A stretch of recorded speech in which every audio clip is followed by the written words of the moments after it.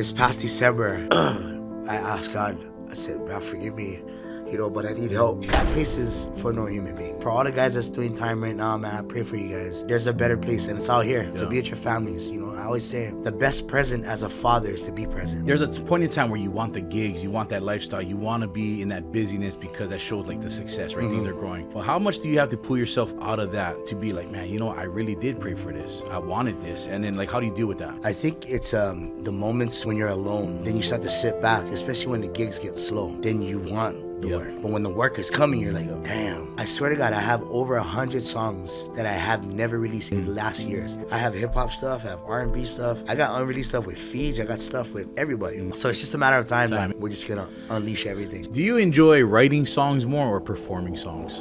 Ooh, that's a good question. Hey, what's up, Village family? Welcome to another episode of the Village HI podcast, a community for inspiration, elevation, and empowerment. I'm your host, Rocky Savina. Man, it's been time, y'all. It's been some time. We took a little break, but now I would say this is the launch of season 2, and ain't no better way. I'm not gonna take a lot of time, but I'm gonna get right to it. If you've been around the Hawaii music scene, you know this name, Kaipo Kapua. For me, I know this dude from back in high school. We grew up over the years, always had love for each other, mutual respect. And today, man, I can't wait to share his story. So everybody, I introduce Kaipo Kapua. Yeah, my brother. My man. I'm here, man. I made it. Yeah, you made it, man. Straight off the airplane. Straight off the airplane. Hunting till 2 o'clock in the morning. Bro, I don't know how you do that, man. Yeah, well, we were looking. We hunted earlier, and we were anyway. We found it. We found one. Found one. I don't know how you do that, man. My cardio wouldn't even get me up. I'd probably go up the mountain, probably not come back down, bro. But, man, how's life, man? Life is good, man. I'm in a better, a better position mentally. Physically, we're working on that right now. But mentally, man, I'm happy. My kids are good, Can't ask for... Shout out to all my kids' moms. They've been taking care of my kids. Shout them out, man. When I'm on the road, I appreciate you guys. It's good, man. And, but good to see you, brother. Yeah, man. Been some time, man. You've been traveling a lot, yeah? Too much. Yeah? But, like my brother Feej said, we asked for this. Yeah. I asked for this. So every time I want to complain, I always remember that. Feej said, bro, you asked for this. Yeah. So here I am. Hey, I was reflecting on something like that. We asked for this, right? We there's a point in time where you want the gigs, you want that lifestyle, you want to be in that busyness because that shows like the success, right? Things are growing. But how much do you have to pull yourself out of that? That busyness or that chaos to be like, man, I really did pray for this. I wanted this. And then, like, how do you deal with that? I think it's the moments when you get, when you're alone. Yeah. Then you start to sit back, especially when the gigs get slow. Then you want the work. Yeah. But when the work is coming, you're like, damn.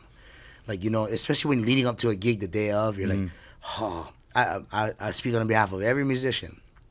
We're all like, oh, I got a gig at 11. Yeah.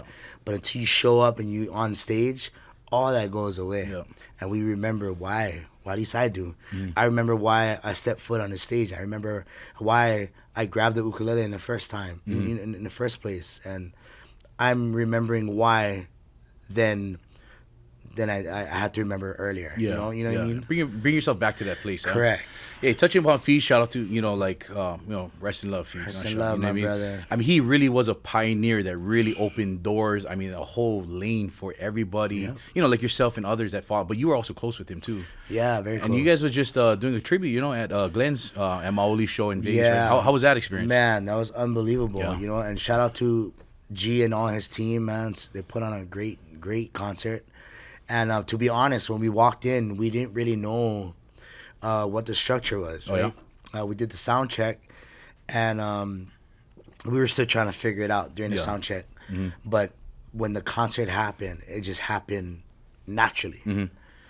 And everyone took its place, Josh, myself, Common Kings, we had Iam Tongi, we had Samoan Silk. American Idol. Super talented, super talented. And just to be noticed from my brother, I've been out the game for a while and just kind of creeping back in, but just to be noticed and to be given flowers while I'm still here on earth and given that opportunity to share that moment on stage, paying tribute to our brother, was everything for me. It was super cool. How was that like being able to perform at T-Mobile Arena? Like, I mean, because that's like, I mean, the Waikiki shell of Vegas, but even more, right? More, you know what I mean? like how was 100 that times more. I mean, if you think about it, all the great shows, there's hockey games that happen there, there's UFC fights that happen there, boxing matches. The best of the best in Vegas is there. The best of the best happens at T-Mobile Arena. And they brought the best of the best island reggae music band to represent our people there. What a moment, man. I know we're kind of diving, a little bit forward, but going back, music is in your family, right? Yes. Your brothers played music, your mom played music and stuff like that. Like, what really kind of, I mean, you've been around it, but really, what really made you, take, I guess, ownership of like, this is the thing that I'm going to do? Honestly, my brother Khalil was actually like the leader, basically, when we were growing up. Is that your middle brother? That's my middle brother. Yeah. So I'm the youngest, then we got Khalil, and then my oldest brother is Dale. Yeah. And we all play music, but Khalil was the one that used to bring all these instruments home. Yeah. I remember growing up. I remember the first time he brought a piano home, and it was the old school one that light up. Right? Oh, yeah. So I used to watch where he used to put his fingers, and I just used to, I had photographic memory. Yeah. So I'd watch where he put his fingers, and when he go to sleep at night, or when he leave the school the next day, I would come home early from school. Yeah. I'd pull it from underneath his bed, and I would just jam. Yeah, and if it didn't sound right, I knew there wasn't a chord. But still to this day, it's weird. I only know certain chords. Oh yeah. All the other chords I know from hearing, and I just watch the hands. Okay, I know what that is, but you ask even the bands when I'm playing guitar, I'm like, hey, I don't know what chord this is, but I can show you it. That's and then crazy. Like, oh, it's this chord. Yeah. I haven't done my homework, but that's because I don't play instruments, guys. Right? Yeah. I'm a singer. I don't play instruments, but I'll fake it till I make it. You know what the crazy part is? When I watch you guys use that loop machine, bro, like you guys are singing to catch a hook or whatever, then loop that in, and I'm like, bro, I'd be stepping on like 3 buttons at the same time. Let me tell you how that started. So I remember doing a gig at what was it? The Corner Bar. Oh yeah, Kanio, yeah. Right. Me and Josh, me and Tofi used to play there, and I remember Josh came with this one pedal, and it was a looper pedal. Yeah. And he's like, "Kipes, watch this," and he played and did a loop, and he put his guitar down, and I was like, "What the hell is that?" I've always heard of it, and I've never seen. But when you see it up front in action, it in person in action, I said, "Oh, you just changed the game for me." So I wanted to learn too, right? Yep. So I bought this whole pedal system thinking I got it. First time I used it at Mai Tai, it was me, Josh, and was somebody else that played. Oh my God, I butchered that set. For real? Yeah, never used it for a while, bro. Hey, I tried to learn. How was it when because you guys, once you guys are on stage, there's no redo, there's no, hold on, I gotta try this again. Like, how do you guys deal with maybe you guys go through a bad set and you're like, fuck, like, you walk off. Like, how do you deal with that kind of stuff? To be honest, you just gotta go. Yeah. You gotta go. Once the song is going, you gotta go. If you fuck up, you redo it right there. Yeah. And if you fuck up again, maybe that song wasn't meant to be. You just carry on to the next song. And you got to keep composure, man, because you got. I mean, some of these venues that you guys play, thousands of people watching. Like, you got to hold it together. But as we go on, you picked up music. Your brother led the way because I mean, he sang at like a Hawaiian venue in Lanai or something, right? That's my oldest brother. Oh, your oldest brother. Yeah. But as you guys was going on, right? One thing though, there wasn't really consistency at home for you. Yeah. Mm-hmm. So, finding music, was that something that was like your safe place that 100%. You just always referred? How was that, being that kind of, I guess, security for you, that comfort blanket? What was that like for you? It was everything to me. Growing up, I always had my ukulele. Yeah. I always had a basketball in my hand. Those two things, and my childhood growing up, my dad was never around. Yeah. He was in and out of prison, drugs. I lost him overdosing on drugs. Dang. Sorry. My mom was working in a bar scene for a long time, so my mom's brother was basically our dad, Uncle John, and when people watch the documentary that we did years ago on YouTube, that was just a small portion of what my life was like growing up. But really, really, I was holding back a lot of things, and sometimes things are better left unsaid, but it still wasn't a healing process for me. But it was rough, so that's why I stuck with music. I started off making beats, and then we had a little rap group in high school. Yeah. And then we started a dance group, and it just kind of, I always stayed around music, you know what I mean? We talk about this, I don't want to stop you, but it's true though, like, hey, you guys see him jamming, at these events and stuff, but they don't know, like, the You Got Served days, you know what I mean? Was coming in the club hot. Crumping and all that. What got you guys into that? Was it because of the school that you went to, like the environment you was around? Yeah, that, and I remember watching We went to an all-ager rager at World Cafe back in the day. What you know about World Cafe back World in the day? Cafe back in the day. Rocky knows we were there.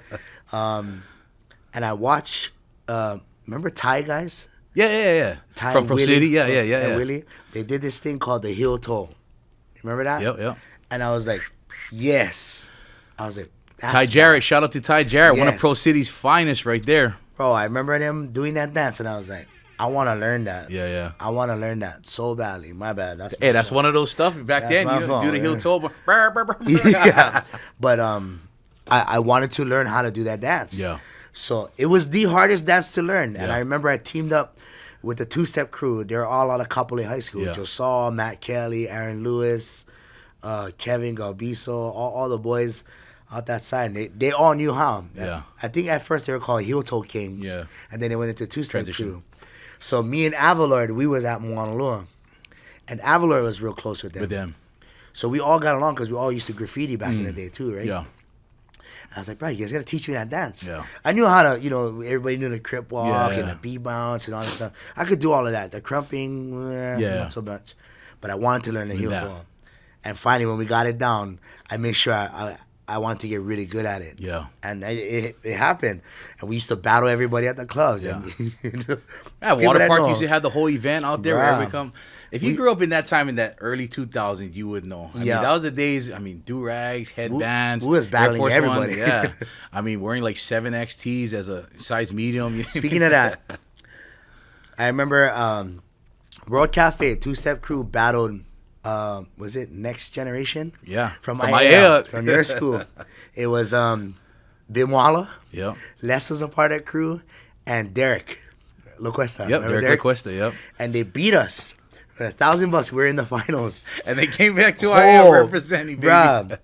We thought we had like us. We was about we wouldn't smash these guys. Oh, they had this whole routine where they were like lifting guys up, and we're all looking at each other and saying like, Another kind of lean back, put them over the yeah, shoulder. and come- God, they were killing us.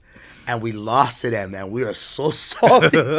I think I tried to scrap Bimwala after, but that's how we became friends. And that's the cool thing. Like the circle is that everybody's older now, but it's like I was talking with Jordan earlier. Like like Bimwala, Leslie from IAEA, you're from Honolulu, but everybody kind of grew up together, so everybody had that tie to somebody. You know what I mean? Good But times. it's a good time, and I touched upon that because everybody knows you for like that local reggae music. You know what I mean? But for me, I've always told you, man, I've been a fan because of that R&B sound that you have, and how was like trying to merge that at a point where you grew up playing like Hawaiian local music, right? Right. But then you really had this. I would say you were the bridge, the gap between local Hawaiian music, or I guess reggae music, and R&B. Trying to get into that avenue. What was the struggles with that? I think just acceptance. Yeah. Trying to be accepted for something that you are passionate about, but not really getting the airplay or not getting the love, because everybody in Hawaii and the stations out here only want to do island reggae. Fast forward to now, if you listen to the stations, they are actually playing R&B, hip hop, with a reggae skank in it. So I think we were kind of ahead of our schedule. We're kind of ahead of the game, with Slap Symphony. Shout out to my brothers, Letty and Wes. But I think they were ahead of the curve, And so we try to transition the R&B and mix it into reggae, which in Jamaica they call lovers rock, right? We try to do that, and it worked for a little while, right? But then trying to more push the R&B, it's hard. didn't get too far, Do you think that's something that you still want to try and I guess try and go after at some point? I swear to God, I have over 100 songs that I have never released in the last years. I just started releasing songs in February, and that's just the reggae side. I have hip hop stuff, I have R&B stuff. I got unreleased stuff with Fiji. I got stuff with everybody. So it's just a matter of time that we're just gonna unleash everything. So talking about timing for you guys tuning in, right? Like Kaipo, I've been wanting. I think this conversation has been meaning to happen for some time, and for me, I believe we're both at a place where alignment is key. Yeah. And I reached out to Kaipo early in the year. I was like, man, I see a big difference in you. You know what I mean? And I see the consistency. I just see the maturity. And I was like, I prayed on it. I knew that at some point we were gonna have this conversation. Yeah. And talking about timing, right now you're a different person from where you was.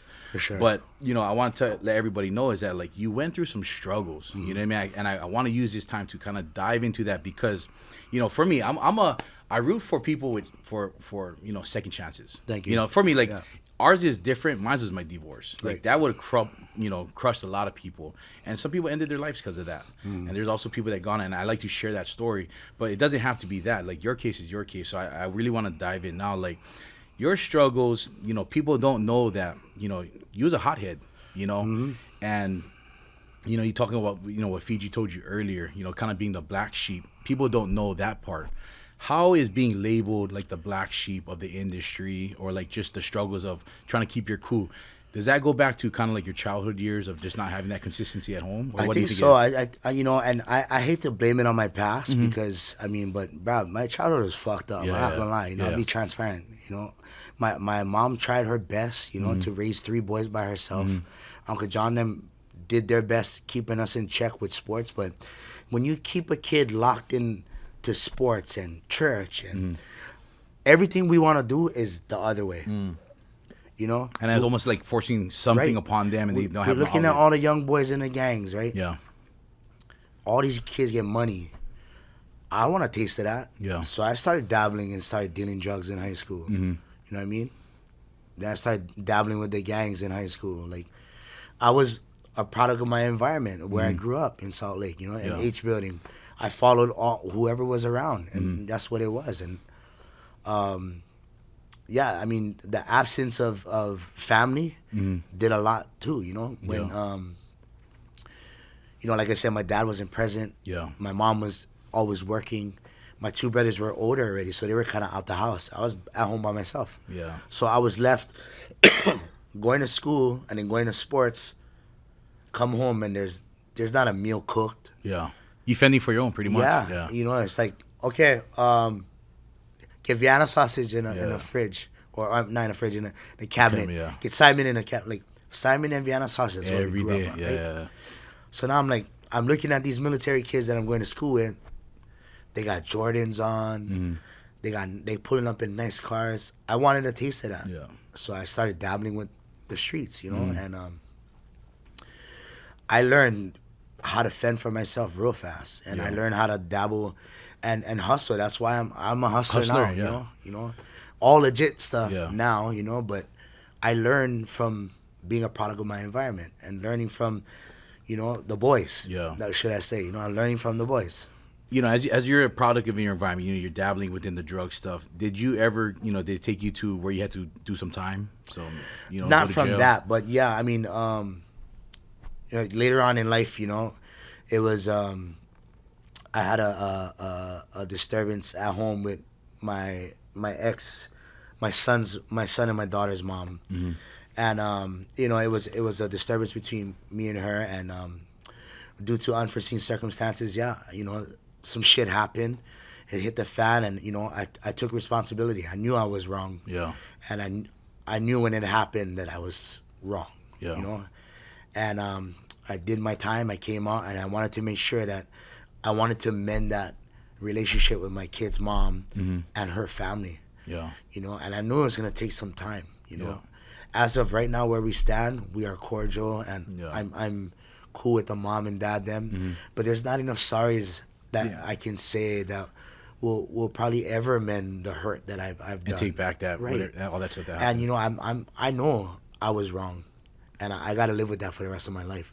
So I make sure now when I talk to my kids, I let them know, like, hey, I hurt your mom. Yeah. I don't want you guys to even go down that route, or I'm the example of where I'm at now, and that's what made me change. Yeah. When I came out, I'm like, I don't ever want to go back to prison. Yeah. That place fucking sucks. Yeah. You know what I mean? What did it do for you, I guess, internally? Like, just... It's a wake-up call, Yeah. Like, I remember the first time I went in, you lying on your bunk. Everybody in prison is like, wants to be, like the man. The stuff you see on the movies, right? Yeah, You gotta it's portray really like that. Yeah. You really, Triple C is really like that. The Feds is like that. But when you go in, you really got to be on your toes because you don't know who's who. Then they're figuring out all your tattoos. They want to know who you patched up with. Yeah. They want to know where you're from, what's your history, why are you in here. They're looking at your band, making sure, it's no more XO, it's an Yeah. AO number. You know what I mean? If you know, you know. Yeah. You know what I mean?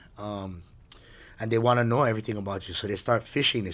They'll send the young boys to come, like, oh, where you from? Like, Yeah. you know what I mean? Simple thing, like they G-checking you basically Yeah. when you're in there. Mm-hmm. And me, I stayed in my lane. I Yeah. didn't patch up with nobody. I was cool with everybody. Yeah. And I played music because that was a healing for these guys and also for myself. Yeah. So I remember lockdown, 10 o'clock every night. Sorry, do you mind if I jam a song for everybody? Yep. So I'd stand in the middle, Oh, that's what's up. you know, and that's how I got to eat too, you know. Oh, yeah? Yeah. Gave some perks. Buddy bars and Simons is like gold in there, you know. Yeah. So I made sure, hey, I jam a song, you guys, barato. Yeah. But I mean, that place is for no human being. Yeah. And for all the guys that's doing time right now, man, I pray for you guys. There's a better place, and it's out here, to Yeah. be with your families. I always say, right now I'm learning that the best present as a father is to be present. Come on, man. That's good. So I want to make sure that I'm there. I live in Las Vegas now, and I have my three older kids here. Yeah. It's unfortunate that my oldest son, me and his mom separated a long time ago, and I haven't been able to see him since he was 2 years old. He's about to graduate high school. Wow. So I mean, hey, son, if you're seeing this, I'm here. When you're ready, I'm here. Yeah. Let's talk. And to his mom, let's talk. I'm here. I never strayed away from being a parent, and that's one thing I was trying. I'm always gonna make sure I'm gonna be better than what my dad was. I'm present. I'm here. Yeah. So I make sure my 2 kids in Vegas, I'm there. And when I'm here, I try to be present for my 2 teenage kids now. But now they're teenagers, so Yeah. last thing they want to do is hang around with their parents. Yeah, that's any teen right now. So going through these things where you spent some time, and you really went through kind of you were not just a hothead, but you felt like you always had to prove yourself or protect yourself, right? Yeah. But there's an incident where you got jumped outside one of the clubs, or you got a bottle thrown at your face, and you're like. Yeah. What kind of stuff does that do to you mentally, where it really just kind of keeps you held back in that space of always trying to protect yourself or look out for yourself? Yeah, I mean, I know, a lot of videos surface, and honestly, most of the time I'm fending for myself. Yeah. I'll be honest, I'm not playing victim or nothing. Yeah. I don't go out looking for trouble, but somehow I'm always there when trouble happens, right? Yeah. The incident what happened outside of district, got into an incident. It took my chain, my pendant and my chain.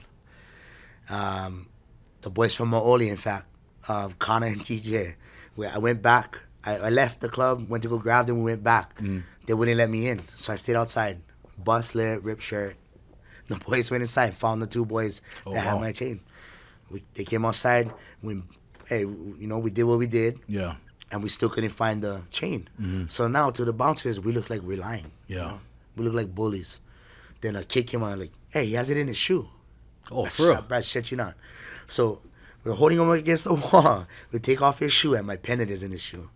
So we put a pendant on. I said, well, I told you guys. I told you it wasn't lying. These guys had them. And that was the one incident.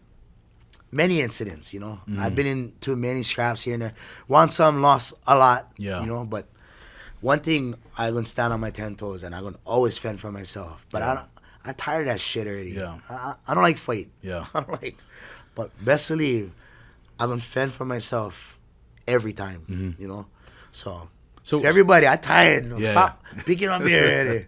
No, but now we're at this place, right? Because I think that was the thing that really kind of confirmed this place where I think it's time to have this conversation, is because I seen a maturity in you, because for me, not every person, I don't want to go after somebody that has just a lot of following. I told you that before. Right. Who has, who's or in a clout situation where you can get, for me, it's organic stories. And I felt like, man, Kaipo really sees the bigger picture now. What, I guess, opened your eyes to be like, I'm tired. I'm tired of always fighting. I'm tired of not doing or living up to your potential. Right. Because I'm sure you over the years you've been told Kaipo, you can make it big. Man, every week I hear that. Every week. Oh, how come you're not up there with Maoli? How come you're not up there with Rebel Soldiers, with Josh Tofi? Didn't you start in the music scene about the same time? Yeah. Correct. Yes. We did. But I couldn't let that life go. Yeah. I always felt like every time I do a gig, I gotta fend for myself. Instead of just turning cheek and being a bigger person, I decided to, okay, let's go. Yeah. Stupid. Just that kind of immature mentality. Yeah. But what changed my whole mind, what a lot of people don't know, which I really want to clear the air on, is the reason why my mentality was like that. a while ago, we had a gig in North Shore. It was a kickball tournament. Mm-hmm. Me and my brother Khalil, we had some friction before the gig, and we ended up scrapping. You and your brother? Yeah. Oh, Me and Khalil ended up scrapping, right?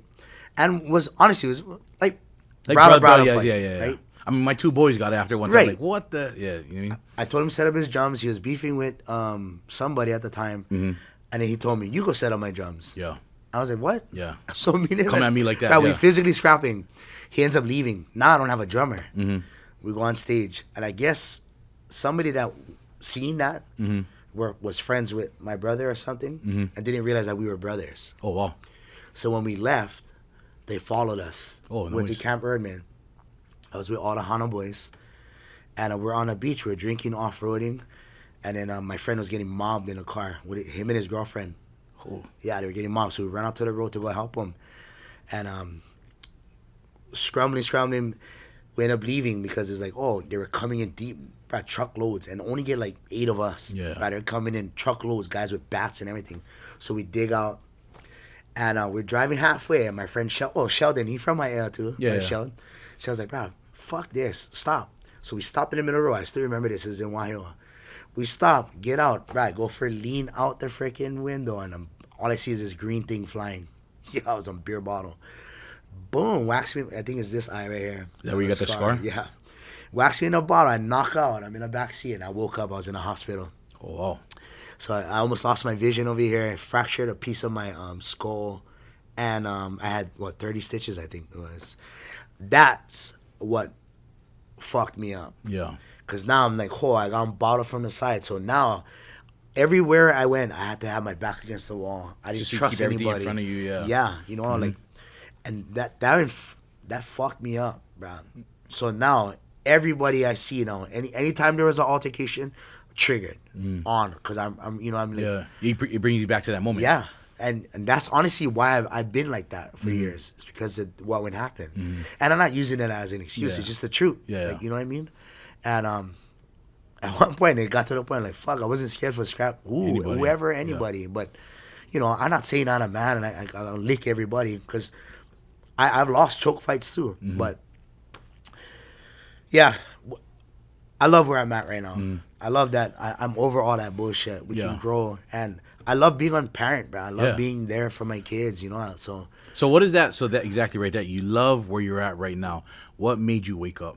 Like, what was that thing where, like, bro, where you just really was like, damn, like I can't. I don't have to respond. I don't have to go and be that hothead again. Right. Because I'm sure that maybe probably labeled you in the industry. Oh yeah, right? for sure. Like, I mean, how did I'm sure, like, trying to go after gigs and go after things like that. People are like, I don't like Kaipo, right? He gonna make trouble. Yep. Or he gonna bring the trouble. Yep. Honest, that's 100% true. Dealing with that, I mean, I'm sure it put you against the wall where you probably didn't have a lot of gigs and a lot of opportunities. Oh yeah, I lost sponsors. I lost everything. And I believe God will put a certain situation in front of you to see how you deal with it. Yeah. And He put a big one in front of me, you know. And we're still kind of navigating through that situation, I guess, and trying to find the better side of what is Kaipo's job right now? Like, what is the purpose? Yeah. What is Kaipo's purpose? And my purpose is the music. My purpose is to spread healing and to be a stepping stone for all these guys that went through domestic violence and that still live in denial. Yeah. Not me. I admitted that I was wrong, you know, and I did my time. But now I can use that as a stepping stone and be like, you know what? Let's be on stepping stone for these guys. That's gonna go down that direction. Yeah. Bro, reach out to me. No, you know. And I was like that comment, you know, one of the guys that got put into the news couldn't even hear this whole situation, but they just put his mug shot up. Right. And the first thing I seen was, hey, brother, keep your head up. I've been in your shoes before, and that's when I hit you up after. Like, bro, that's such a sign of maturity in a sense where, like, hey, you can openly acknowledge, I've been through that. Yeah. I want to support people and bring them up. That's what this world should be about. Yeah, you know what I mean? yeah. But you know, as you grow, like, you know, what was there a specific thing though that really just kind of made you just wake up, like, bro, come on, stop wasting. Wasting this You know time. what it was? It was so about 2.5, 3 years ago, I was still in Vegas. I had invested into a show, and basically the show went to shit. It got burned. a lot of misconception, a lot of lies, and excuse me, all the money that I had trying to recover, I lost my family. Me and my baby mom split, took my son, and it fucked with me mentally. Yeah. I lost, you know what I mean? I was living out of the casinos, gambling all my money away. Yeah. And you live that lifestyle too because I mean with your reputation, you have a felony, right? Yeah. And so like, I know this is hard to talk about, but being open, it's like sometimes when you're in denial, you don't want to admit that you are something. Course. But now it's like the thing that I'm impressed is that you face it head on. You got and going through that, you know what I mean? So sorry to stop you, but no, it's all good. I learned throughout this process that I had to go through it to get through it. Right. It's good. So for the past couple of years, I've always played the blaming game. Like, bro, when I catch this guy, you know, this and that in Vegas, when I do this, last December, I shit you not, bro, I broke down at my house. I broke down. I cried and I asked God. I said, "What am I doing? What am I doing? Because I'm still stressed out. Why am I fucking like this? Yeah. Why am I playing a blame game and I still go after this guy 2 years later or holding that grudge, that weight? Yeah, that I burden. couldn't let it go, you know, because it affected me. I lost my family, which I moved to Vegas with. You know what I mean? To better yourself and bro. escape probably some of the things down here, right? Sorry, excuse me. Shit, Yeah, killed me, bro. let it out, man. This shit, Because this right now is gonna change somebody that was at your spot 3-4 years ago. You know what I mean? And that's what the purpose was. Not to cry. It's just let it out, man. Because this is gonna change somebody's life. That's gonna stop somebody from having to go down that route. Right. It killed me, man. You know, not having my family and then, you know, just the differences that we went through and not being financially stable to even have a roof over my kid's head. You know, at that time I was. And you're the provider. Yeah. You know, and that shit fucked me up, bro. Yeah. So, excuse me. This past December, I asked God, I said, "God, forgive me, you know, but I need help." And, he sent Feej. He sent Feej to call me. Feej sent me to the studio, and we recorded the first song, Home, together. Yeah. And that's where we're at now, you know? So, God is good, man. Yeah. Whew.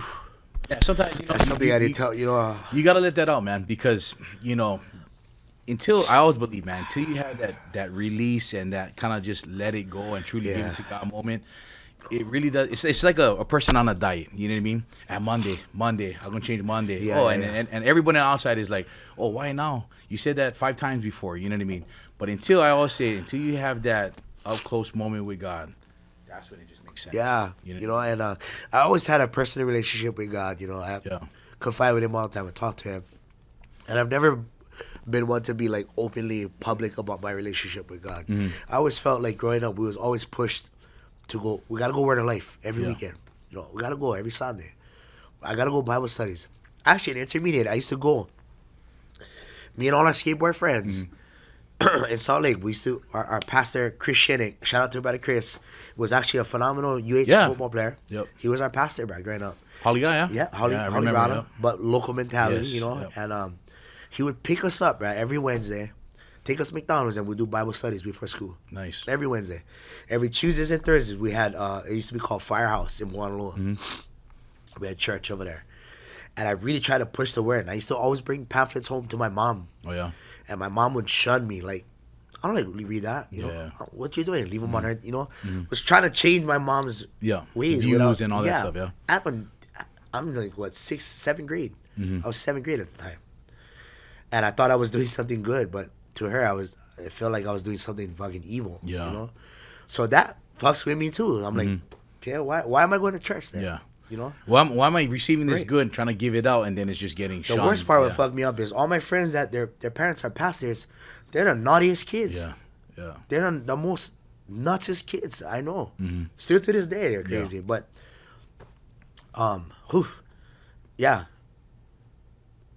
we here now. Yeah, we here. We're here, bro. So, December was that kind of pretty much like that moment. You came to know God like that. I mean, you really had that relationship, and now, man, like I said, now you're here. So, what was that transitioning, or what was that? I openly I openly opened my heart and broke down, and I asked him to forgive me. I asked, I need direction. I need help.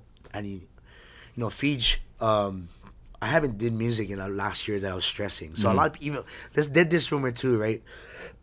Not rumor, but I get a lot of hate comments, and I understand, bro. I picked up weight. I gained a lot of weight. We all did, bro. They don't understand that the reason why I picked up weight is I was stressing. So I was like stress eating and always turning towards, food and eating my sorrows away, Yeah. But, bro, I got really, I'm the biggest I ever been in my life, And I just learned to accept it. So now, when all these guys online, and every time I post something on video, I see hate comments like, "Oh, this fat boy, this and that."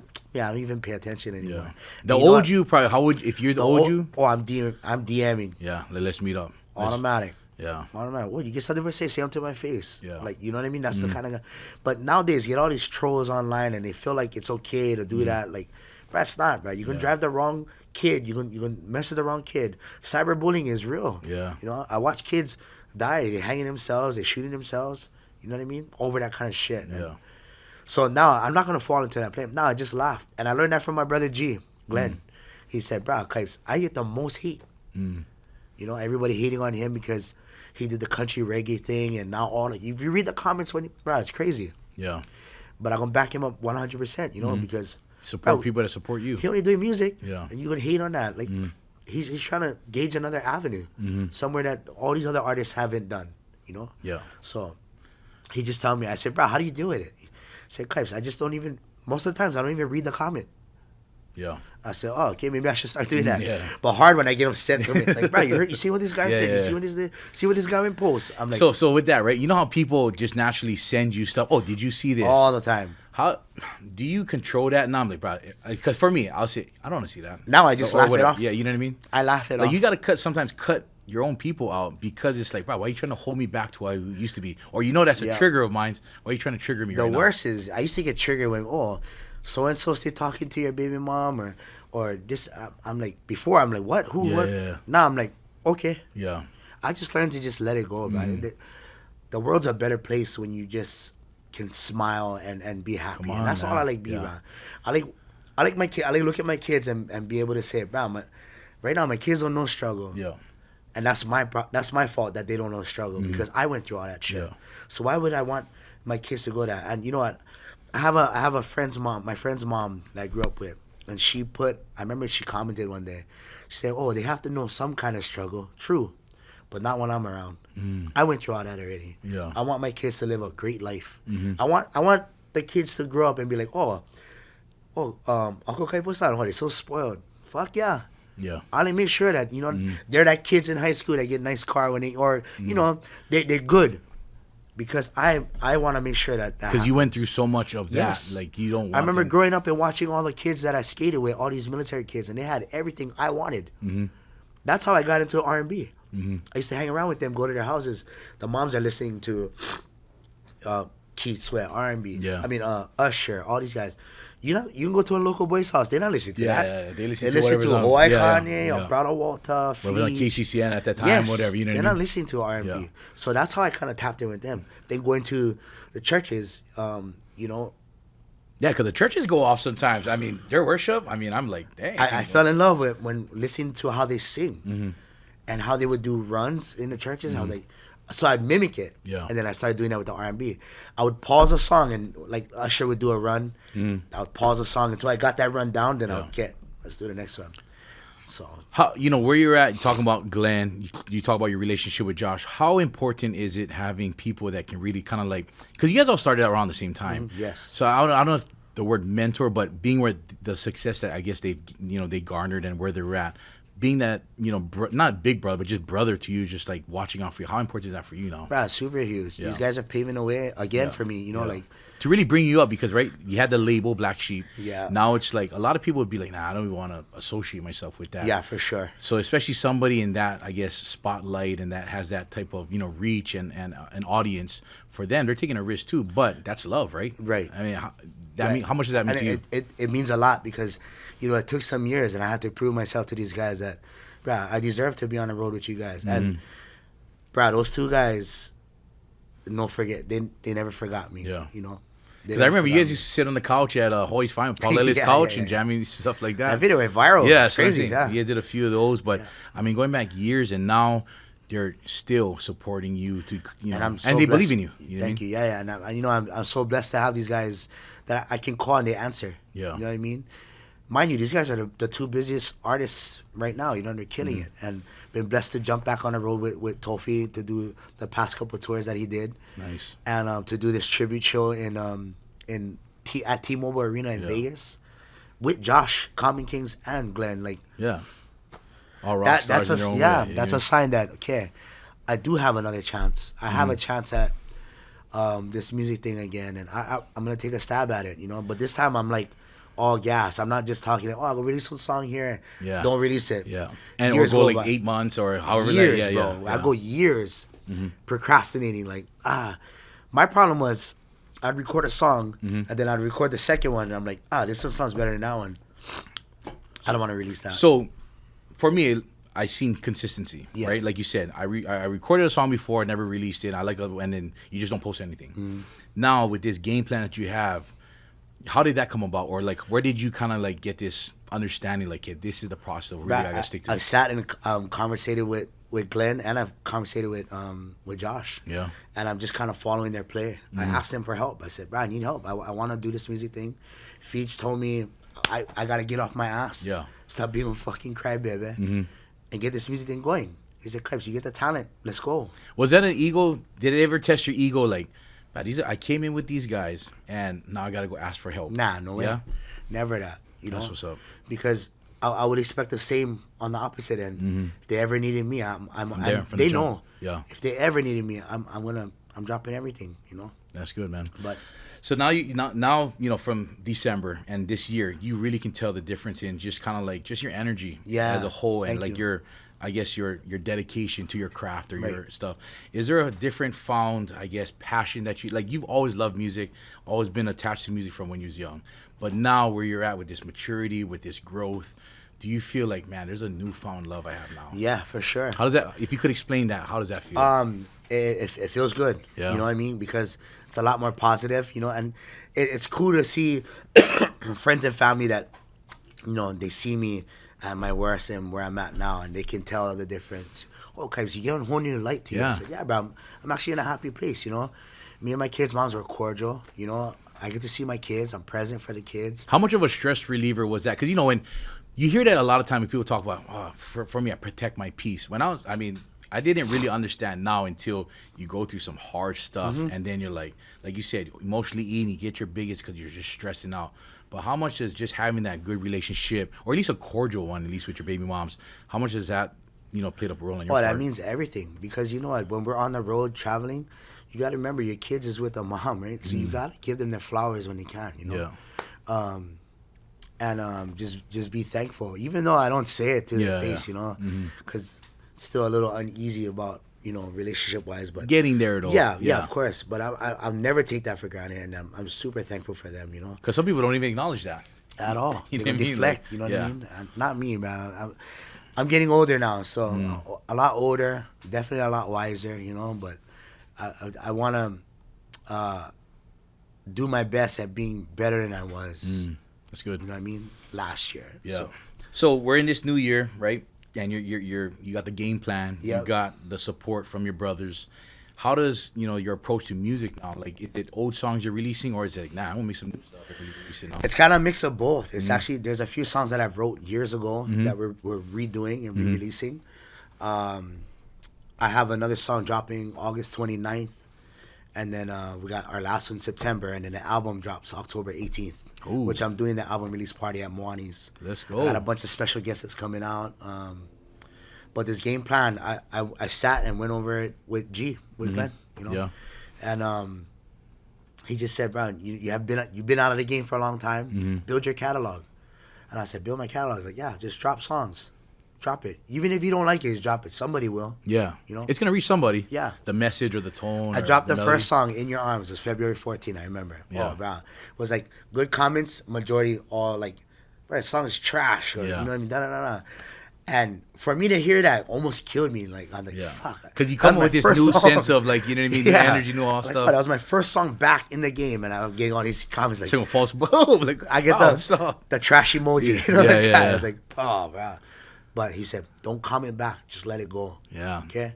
And boom, the next month, dropped another one. Now you can see the consistency, and everyone's like, hey, brother Case, you know? Yeah. But this time around, I'm so selfish with my time, my energy. So please forgive me if I don't give you the time of day. Mm-hmm. But you know what? That's important because you can't give your time and your space, you know, your energy to everybody. Which I used to. Yes. I think a lot of us was because we care so much about every single person. Mm-hmm. But you really got to take care of the people who's really in it to support you, love you, help you get to where you got to get. You know what I mean? You know, so releasing music, because you released Knocking the Boots, right? Yeah. So there's this whole thing of covers versus original music. Why do you think people support covers more than original music? Or what is that? I think it has a lot to do with maybe their upbringing. Where it brings them back to a place in time. Place in time and growing up, maybe their parents listened to the song. I've always been a fan of oldies. Mm-hmm. And I grew up on old school music. Yeah. My mom sings, you know, my brother sing, but I personally don't have nothing against covers. Mm-hmm. You know, and shout out to Micah G, my brother. I remember when he put the comment up, that thing went viral, right? Off, yeah. That thing viral, but he didn't mean it like in a bad way. The way people took it. That's the thing with social media, you know what I mean? You put up one comment, people will take it for what they think it is. Oh, he doesn't like covers. He didn't say that. Bro, bands, all Creator Boys was doing covers. Mm-hmm. Bro, bands from like Kalapana was doing covers. And nobody said shit. On them. About them. Nobody said shit about them. Yeah. But it's all good. And it's all good. It's gonna happen as long as social media is around. We gotta deflect that. And if you click on a page, I bet you they have 0 posts, 0 followers. Yeah, exactly. No it's picture. All fake pages. Yeah. But that's the thing that for me, it's like, if you hear a good song, regardless if it's a cover or not, wouldn't you just enjoy a good song? Right. And then it makes it even more of a plus. Like, oh, I know that artist. Right. That's a local artist. That's killing that. I mean, that's how I feel. You know what's super cool? We did T-Mobile. Yeah. And Glenn did, in case you didn't know, and brought up Brett Young. Oh, yeah. To see that performance, them sitting down next to each other on the stage and doing it, and watching Brett Young sing the reggae version was so cool. I bet you he probably didn't even perform that ever in his life. Mm-hmm. So that was a first for him. But to see the crowd response, like, you're not going to get that response on a country show. I guarantee that. So, you know, you're in this new place, you know, and you're dropping music now, you know, and for me, it's like I said, it's hard for me to get over like that R&B feel that you give, you know, but it's you know, I think this has been said before. It's like you're like the Nate Dogg of Hawaii, you know what I mean? You're that hook, you're that chord, but you're that sound. What is the sound that you're trying to project now as you're dropping music, your new music and old music? Right now, I understand what my vocal ability, what it can do. It's special, bro. I'm telling you, it's special. And you know, like understanding when to get loud with it, when to get deep with it, or when to be soft and subtle. So now I understand the dynamics. So now importing it into a song that I've written, is the goal. The goal right now is to make people understand the different emotions that the song can take you.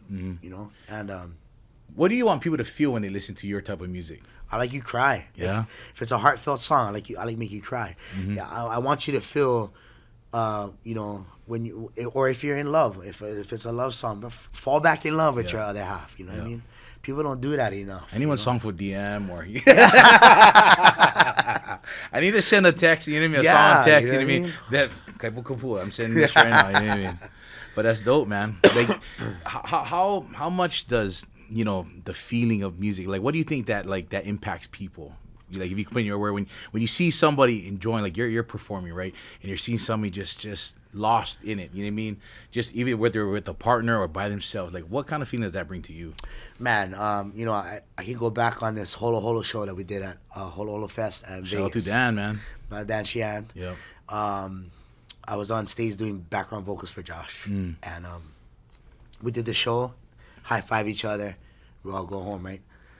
That night or the next morning, there was a video that surfaced, and there was a young girl in the crowd, and she's like, we did Pualena, the song Pualena, and she's bawling, and her cousin or her family's consoling her, kind. That's the feeling right there. That's the moment. And we text all each other and said, this is what it's about right here, boys. In a group text. Yeah. All in capitals, I put, this moment right here is what everything is worth. This is what it's worth. Mm-hmm. The weight, the time, the energy, being away from our families. The money, the investments, Doesn't everything. matter. Yeah. All that goes away. But this moment right here, what's happening, that's what it's for. That emotion right there. It could be crying, super happy. That's what we want as artists, is to portray how we felt when we wrote that song, and for other people to enjoy that moment, you know, whether it's sad or happy. That's what it's all about right there at that point in time. And you can't even put that type of feeling into words to explain. No. I mean, you can explain all of that right now and still not get close to how much, like, just seeing someone react like for that. sure. Going into, like, music making, right, you want people to experience that type of feeling. When you go into a studio or when you write, what is, like, your mindset, or, like, what is your approach? Well, nowadays it's a lot different from before. Yeah. Before I'd always. What's the difference between back then, if you could explain both sides? Okay, so like back in the day, I would have a plan, right? Yeah. I could actually play the beat. I could write and make a story. Now, because I've been away from music for so long, my brain works differently now. So now I'm almost like, okay, put the beat on, put the earphones on, and just go. Feej does that a lot. Yeah. You know, he's the freaking man at that thing.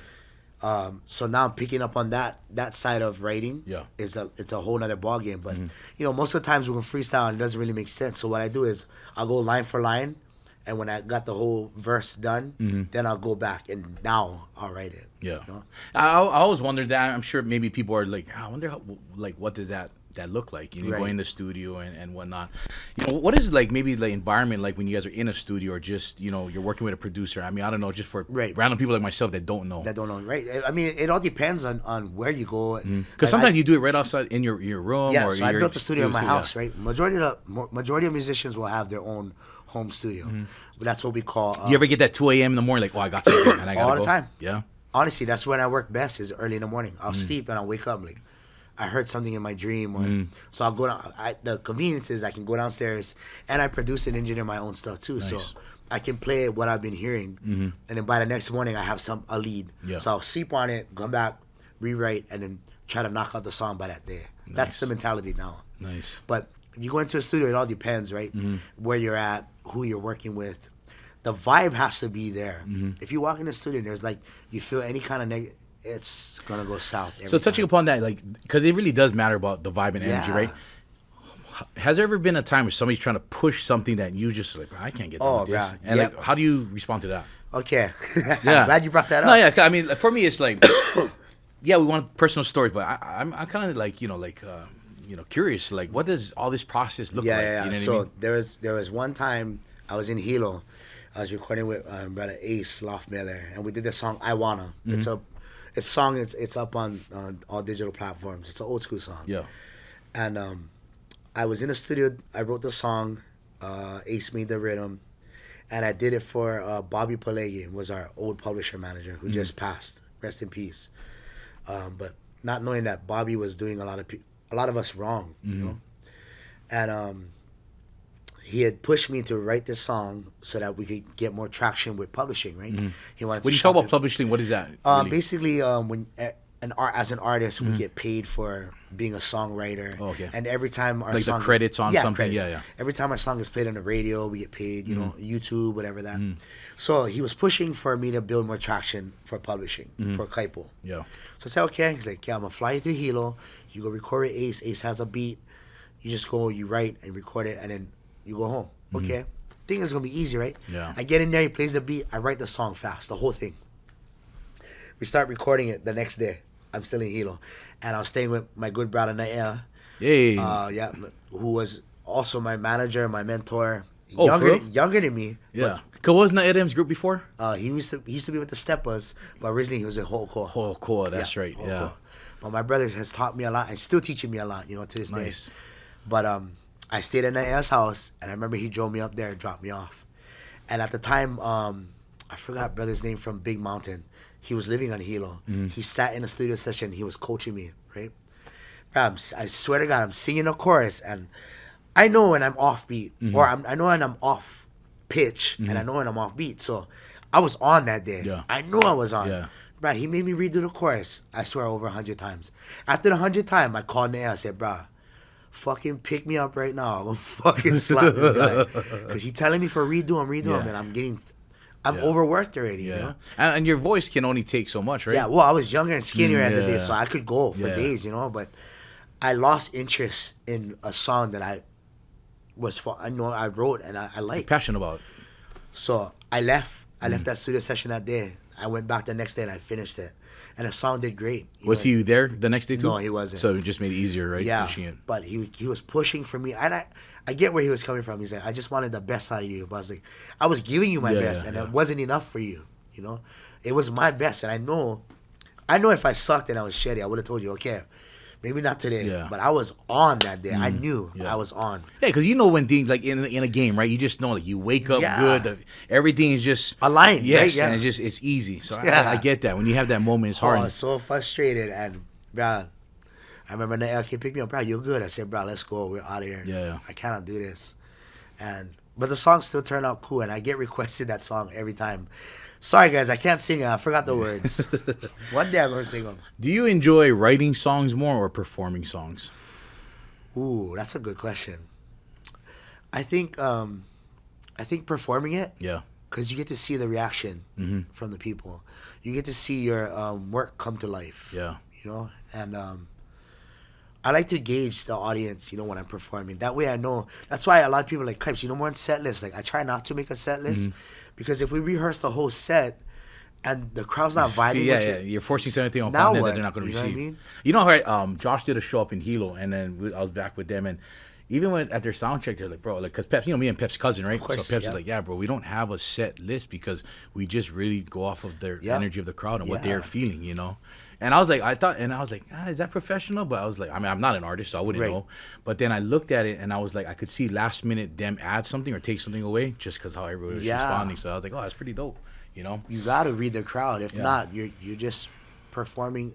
I could just play on radio. Play. Yeah, exactly. You could just push play on the iPod. Who is some artist that Kaipo Kapua would want to work with in the future? Any genre. Okay.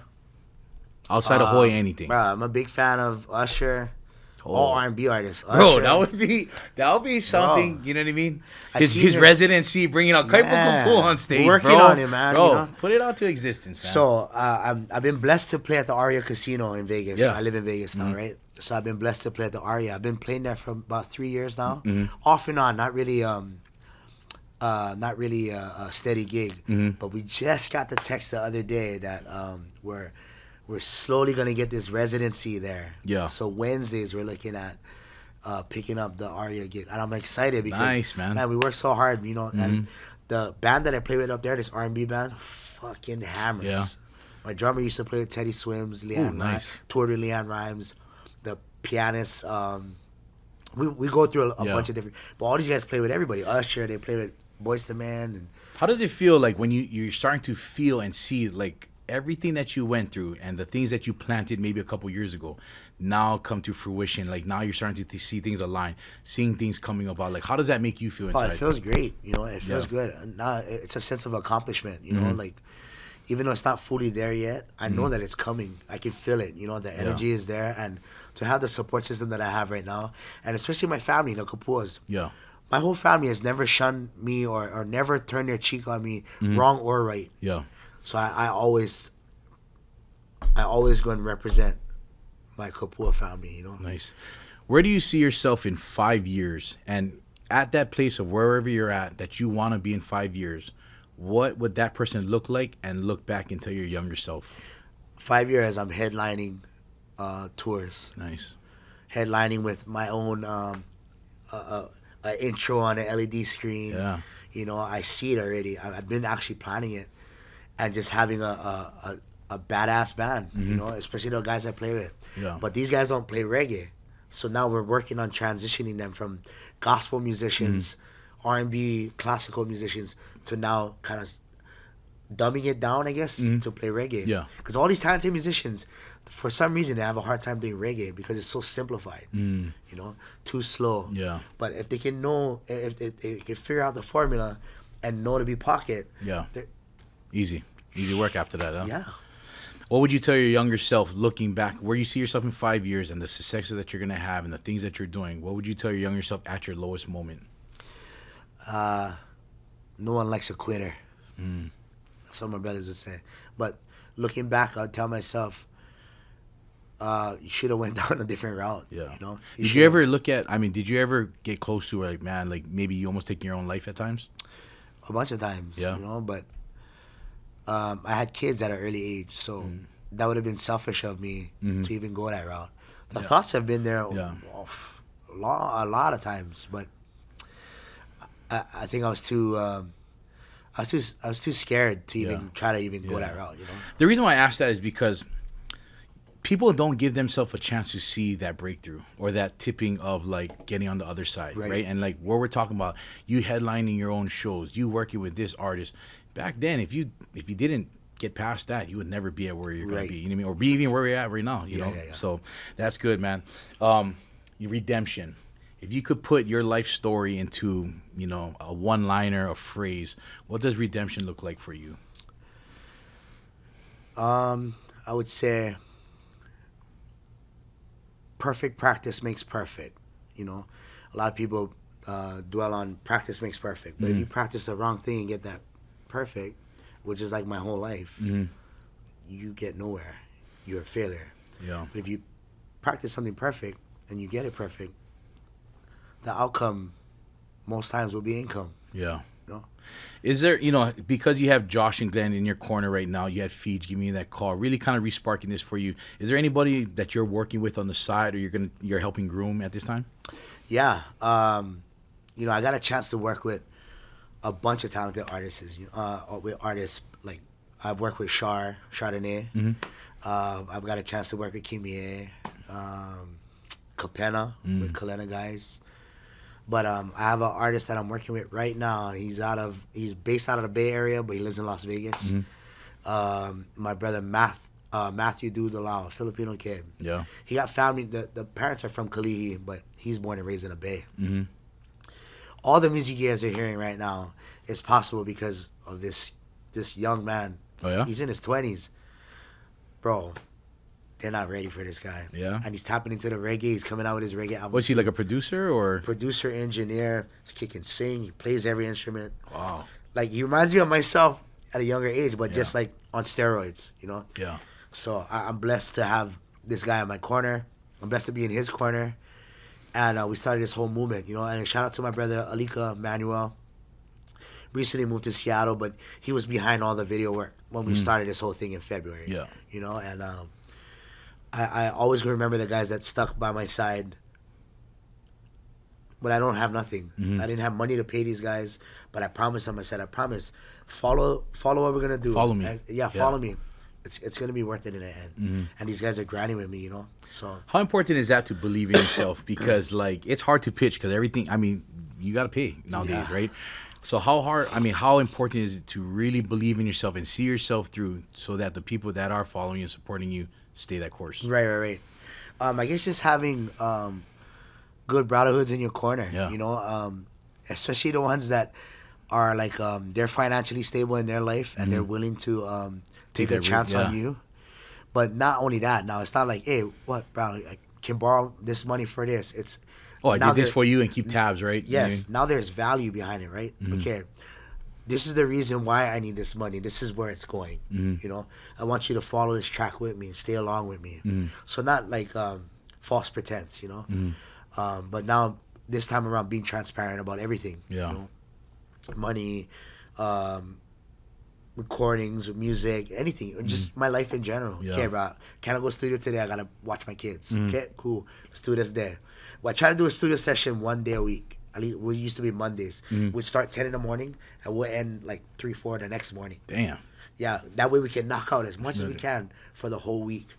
The rest of the week, we can listen to the songs all week long. Preview. Come back Monday. Okay, I want to change this. That was the goal, and that's what's been working. Yeah. And I follow this formula that Glenn told me, and it's been working. We talk a lot about music, right? Music is you know a huge part of your life. Outside of music, what do you enjoy? The ocean is my passion. I grew up. I used to be on Wall Rat. You're a lot darker, bro, back then when I knew you back in high school. About 80 pounds soaking wet. But stand-up boogie board, that was my life. Yeah. I love that shit, you know. But fishing, you know, I'd always go fishing with my brother Sharon, Uncle Jay, Pokemon, brother Wills from Rebel Soldiers. Yeah, bro, you know, outdoor stuff. Yeah. You know. I used to be hiking when I was here. When the joints would cooperate, now they like, oh, my back, my Speaking knees. of hiking, bro, I just got back from Maui. Tell us that story, man. Oh my gosh. Tell us that story. It was just yesterday. We're at Glenn's house from Glenn Maoli. And TJ, Glenn has this bright idea. He's like, bro, I want to go hunting. I said, fuck, I'm down. Yeah. Let's go. I'm a gamer. Yeah. We go in the mountains. We start at his friend's house, right? We're up country in Kona. We start at the top. And looking down, I'm like, that looks pretty close, not too bad. Till you get like feet on the ground. I'm like, holy shit, kiawe trees all over the place. Gotta walk through. Yeah. Brah. Bro, whose idea was this? My shirt was soaking wet. We go halfway, and all I see is Glenn's like, hey, get down. So I sit down. Now, it took me a long time for sit down. Yeah. It'll take me even longer for stand up. So once I get down, bro, I don't know if I can get back up. So I see him moving, right? I turn my head for 2 seconds. This guy is gone. Like, I said, fuck that. I'm staying right there. Yeah. I look in the mountain. I see TJ. He's by me. It's like, yeah, we sit here. Long story short, we got one, and then we were trying to chase it. What were you guys going after? Deer. Yeah. We was going after a deer. Shot one. Then we're chasing up the trail. Bro, we couldn't find him. So then, okay, we come back. Go to the house, make dinner, we eat. And Glenn, this whole time in his head, he's like, bro, He's thinking we gotta go back. Yeah. We didn't even change clothes yet, you know? So All bloody? TJ the whole time. No. Oh, he didn't even get there. We never get him yeah. yet. So TJ's the whole time, he's like, bro, if Glenn comes in the house and he sees us together, it's gonna trigger him to want to go back in the mountains, so we cannot be by each other. We're trying to avoid going back. Separate. Yeah, we're trying to avoid going back up. Yeah. So my dumbass, I go outside where they're cruising, mixing kava. As soon as I sit down, the first thing is like, what, bro, we're going out tonight. I said, I look at the clock, it's like 9:30. He's like, no, we're going to find him. I said, Young flight, in the morning. We're going to find him in the mountain. He's like, bro, we're going to find him. I know where the blood trail's there, okay. 2:30 this morning. We leave his house like 9:30. 2:30 this morning. We come back and we got one. We got one, guys. So long story short. Perseverance, bro. Oh, that guy is consistent. He didn't want to finish until we found. I think we hit 2 and we only found 1. So somebody gonna get lucky up country. That's cool, man. But good times, man. You know, and that's what it's about.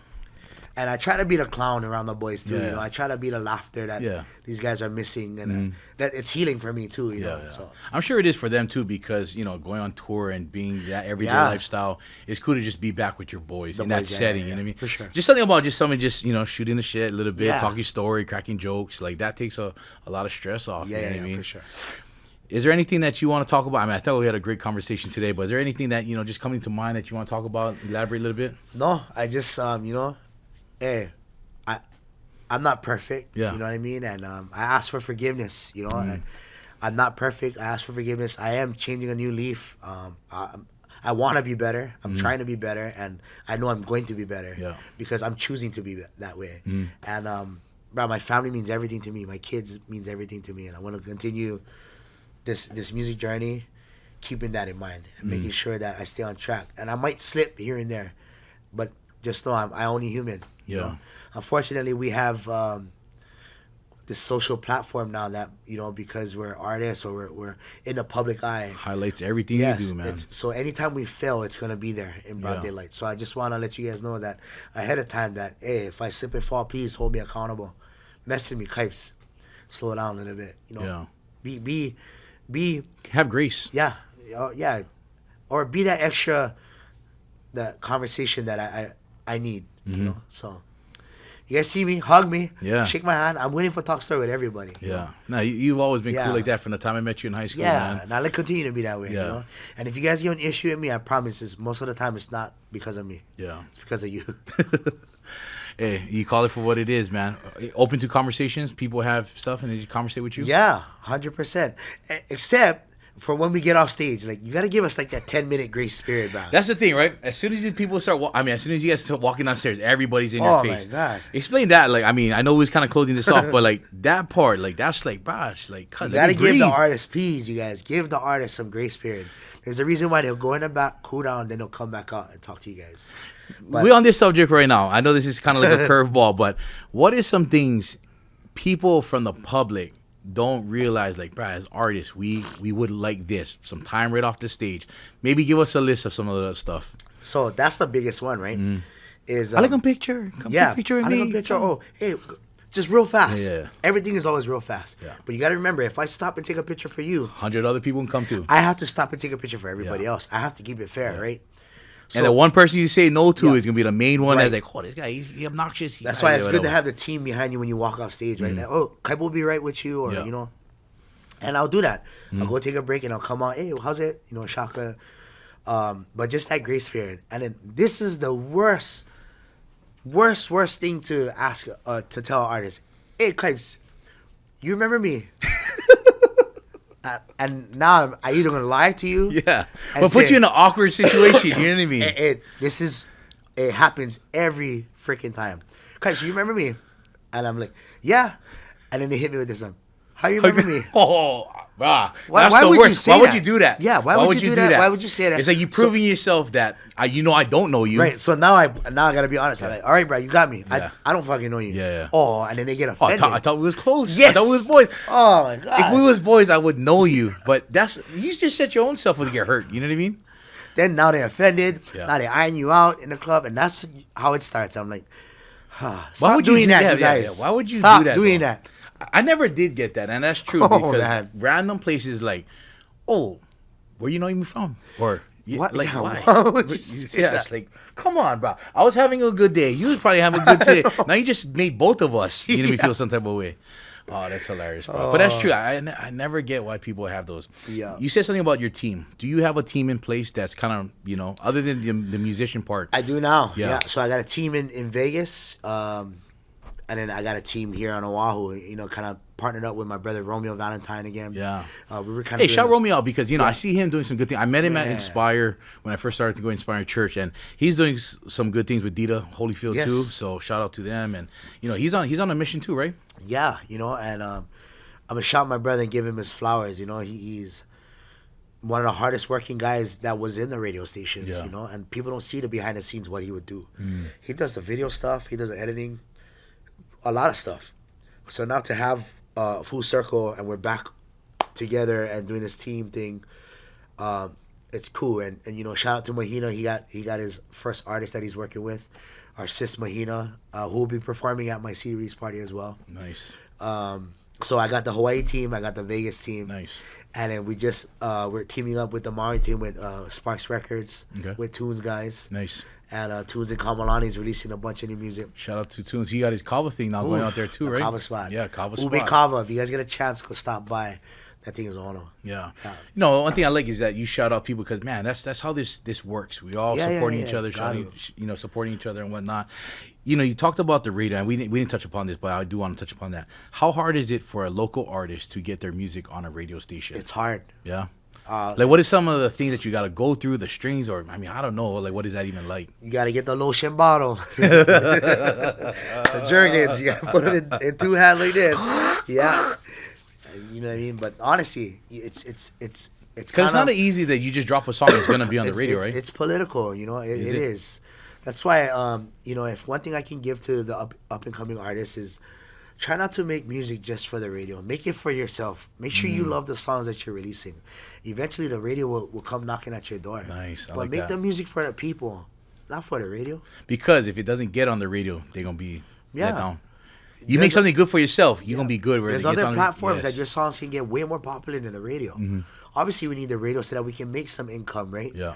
That's a lot of people don't know that making one song, it costs thousands of dollars. Yeah. Down to the engineering, down promoting the song after it The costs marketing, a lot of money. yeah, there's a lot. So now to try and make that the ROI, right, the return of investment, we need to try to get that back as fast as we can so that we can turn that money over into the next song. A lot And of push people don't know future things. Yeah. that. Music videos cost even more. Now you gotta get a production team, Edit, story- and they do all the whole nine. So support your local artists. Yeah. And how can they support local artists? Go to the shows. Reach out to them. If they're fundraising or they're trying to do a GoFundMe or a Kickstarter for their album. Yeah. We're not doing it because we're trying to take money from people. Yeah. We want you guys to invest and understand the value that we have, and we're trying to portray it to the future generations. Because the Kickstarter thing is how a lot of small businesses gain capital so that they can push Correct. and do the things that they want to do. So there's no different if an artist does it, correct? Right. What is some game that you can give to these younger artists? Besides, I mean, you just said some, but it's some things that you've learned over the years that if I could tell somebody up and coming, besides just making music that you're passionate about, give them some game. Even as a young human being, female or male, just remember, you're wrong. You're wrong. When you're right, you're right. You gotta stand 10 toes and deal with situations head on. Because if you don't, it'll just catch up with you in the future. Is there any experience that you learned that value, like head on? Oh, for sure. Everything I've been through in the past, where I'm at now, and I believe that as a man, if I'm wrong, I'm gonna admit, hey, I was wrong. Yeah. How can we fix this? How can we move forward?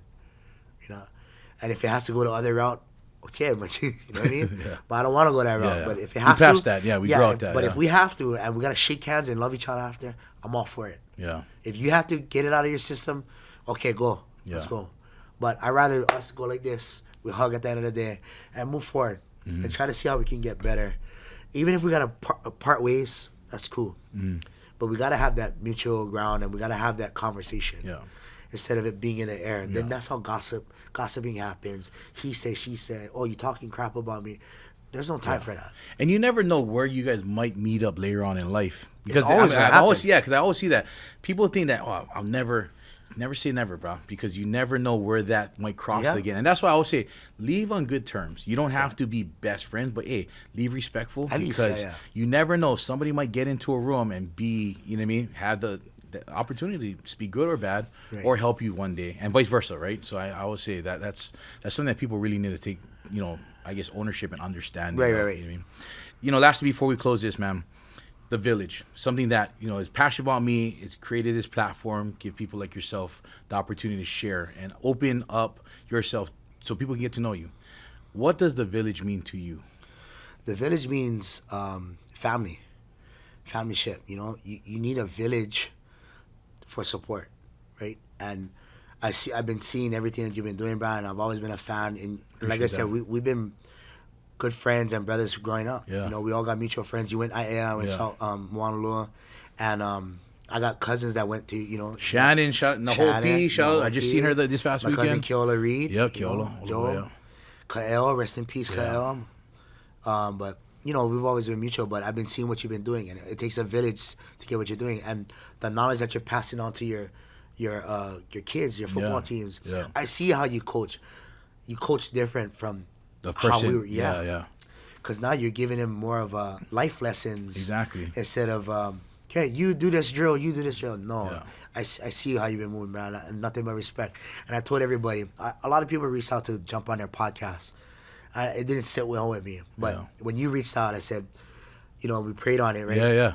And I was just telling my friend this. I said, bro, we prayed on it, and right after that, I was like, it felt good. So I knew that I had to be here. I appreciate that. I won't do another podcast after this, though. Yeah. That's for sure. I'll leave it all out right here. Nah, I appreciate that. It means something to me because like I told you, I never wanted anybody I bring on. I want people to know the story, and I appreciate because you have so much to tell, to share, and it's not easy because I also told you too. It's like it could leave you open for people just to attack, but I also said, I do believe the fact that you're at a totally different place from where I know you was at. Right. And that's where I feel like there's the healings or the growth, and that's going to change somebody's life out there watching. Yeah. So for me, brother, I appreciate you. Thank you, even man. giving me the opportunity to even know that you jump on and just be open like you was, man. Yeah. I know that's not easy. You want to tell anybody else anything before we close this up? No. Just look out for all the new music that we got coming out. And just excited for this journey, to be back. Yeah. Back on the music terms, and my brother Feej, I love you, bro, forever, and thank you for all of this, and rest in peace, my brother. Right on, man. October 18th, that's when you guys have your release thing? Release, and that's the album drop. So October 18th, album's coming out, and CD release party will be at Moani's in Waikiki. You guys heard it straight from Kaipo Kapua, man. If you guys can, go and support when that time comes. Brother, I appreciate love you, brother. Hey, love you, man. Thank you so much. Shout out to Rock in the Village. Hey, appreciate you, man. Appreciate you guys, man. Yep. Hey, Village family, I hope you guys, for me, I know you guys will enjoy every part of this episode. So I appreciate you guys tuning in. Continue to support Kaipo Kapua, support the Village, so that we can continue to grow this platform so others can share and change lives and impact the communities. Signing out, y'all. Aloha. Sponsor me. Let's go. Kiala. Let's roll.